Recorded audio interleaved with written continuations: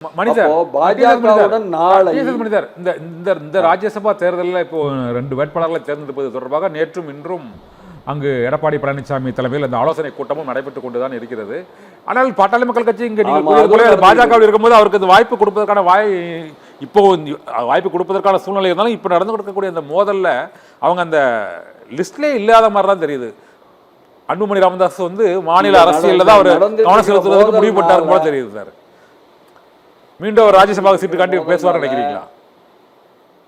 நடந்து கொண்டிருக்கிற மோதல்னால 2 ராஜ்யசபா சீட்டுகளும் தன் கட்சிக்கே அனைத்து இந்திய அண்ணா திமுகவுக்கே கொடுப்பது என்று எடப்பாடி பழனிசாமி முடிவு பண்ணுவதை நோக்கி அது போகுது.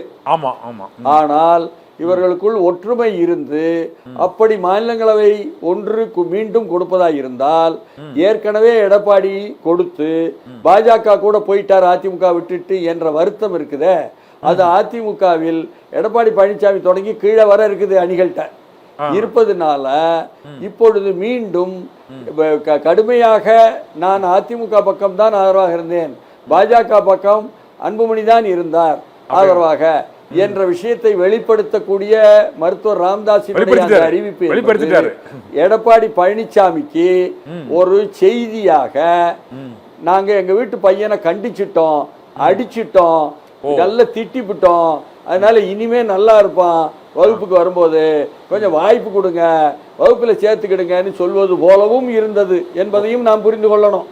அதனால எல்லாமே தேர்தல் கணக்குக்காக இந்த மோதல்கள் என்பது நடக்கிறது எனும் பொழுது மருத்துவர் ராமதாஸை பொறுத்தவரை நமக்கு மாநிலங்களவை வேண்டும் என்பதை விட அதிகமான எண்ணிக்கையில் சட்டமன்ற தொகுதி வேண்டும், அப்பொழுதுதான் நமது கட்சியை வலுப்படுத்த முடியும் என்ற கருத்து கொண்டிருப்பதும் தனக்கு அந்த மாநிலங்களவை வர வேண்டும் என்று அன்புமணி ராமதாஸ் நினைக்கிறார் என்பதும் கூட அதில் வேறுபாடுகளாக வந்துச்சு. அதனால இப்படி பல்வேறு விஷயங்கள் தேர்தல் நெருங்குவதனால் ஏன்னா 2021 அவங்க 23 தொகுதிகளில் பாட்டாளி மக்கள் கட்சி அதிமுக கூட்டணியில் போட்டிட்டு இருக்கு.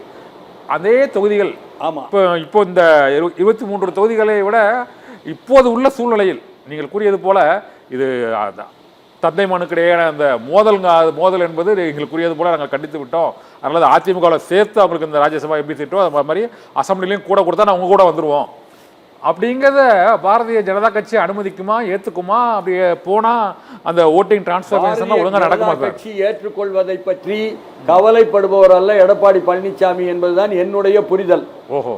எடப்பாடி பழனிசாமி அதிமுக ஆட்சிக்கு வர வேண்டும், தன்னுடைய தலைமையில் ஆட்சி அமைய வேண்டும், அதற்காக பாமகவுடனோ இன்னொரு வேறு கட்சிகளுடனோ ஒன்றுபட வேண்டும். தமிழ்நாட்டில் வாக்குகள் அதிகமாக உள்ள கட்சிகளுடன் தான் முதலில் பேசி முடிவெடுத்துவிட்டு மீதி இருந்தால்தான் பாஜகவிற்கு என்று பார்க்கக்கூடிய பார்வைதான் அதிமுகவினுடைய தலைமையில் இருக்கிறது என்பதுதான் எனது புரிதல். அதனால பாஜக சொல்வதையெல்லாம் கேட்பதற்காக, நிபந்தனைகள்லாம் ஏற்றுக்கொள்வதற்காக பழனிசாமி இல்லை என்பதை பழனிசாமி காட்டிக்கொண்டே இருக்கிறார். பாஜகவில் இருந்து தொடங்குவது என்பது இந்த சிந்தனையை எனக்கு புரியல.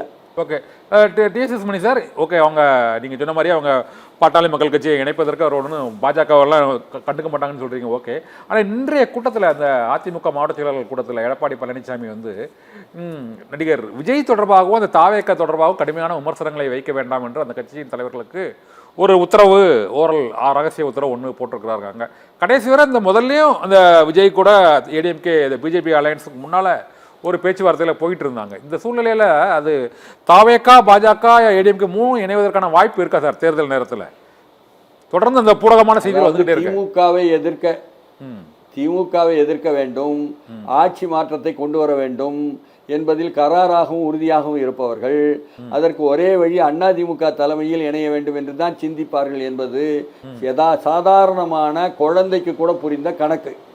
அந்த கணக்குப்படி அதிமுக பாமகவுடனும் விஜய் கட்சியுடனும் தாவேகா வெற்றி கழகத்துடனும் பேசுவது என்பது அவர்களுடைய முனைப்பு.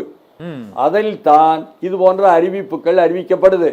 அதனால அதற்கு பிறகுதான் நிர்பந்தத்தின் காரணமாக எல்லோரும் சொல்வது போல உள்ள பாஜக ஒரு விஜய் தலைமையிலான தாவேகாவில் இருக்கக்கூடிய அளவுக்கு வாக்கு சக்தியோ பாமக அளவுக்கு ப்ரூவ்டு அல்ல, அன்ப்ரூவ்டு, இன்னமும் நிரூபிக்கப்படவில்லை என்று சொல்லக்கூடிய அந்த வாக்கு என்பது இளைஞர்கள் மத்தியிலும் பெண்கள் மத்தியிலும் ஒவ்வொரு குடும்பத்திற்குள்ளையும் கடுமையாக இருக்கிறது என்பது, அலை போல இருக்கிறது என்பது நாடெங்கும் தெரிந்த செய்தி. அதனால விஜய் கட்சியுடனும் பாமகவுடனும் நிரூபிக்கப்பட்ட வாக்கு வங்கி பாமக இருக்கு.